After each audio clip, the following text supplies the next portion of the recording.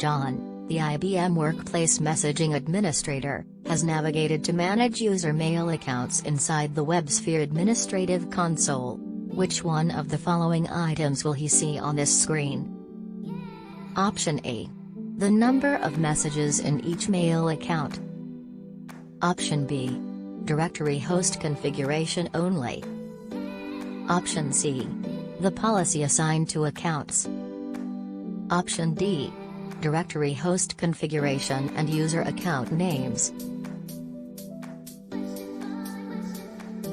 The correct answer is option D. In the WebSphere Administrative Console, an administrator must select which one of the following options to view and manage user accounts. Option A. Lotus Workplace users manage user mail accounts. Option B.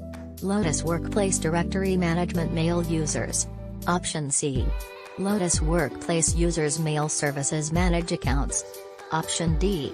Lotus Workplace Mail Management manage user mail accounts. The correct answer is option A. Which one of the following admin commands would be used to restore a user's mail file? Option A. Import. Option B. Export. Option C. Backup. Option D. Restore. The correct answer is option A. IBM Workplace Active Content Filter, ACF, removes which one of the following items? Option A. Spam messages from user mail files. Option B. Content defined by the administrator to be prohibited by company policies. Option C.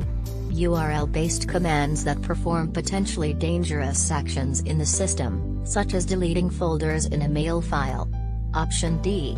Malicious active content, JavaScript, Java, from messages as they are displayed in a browser client that interprets HTML. The correct answer is option D.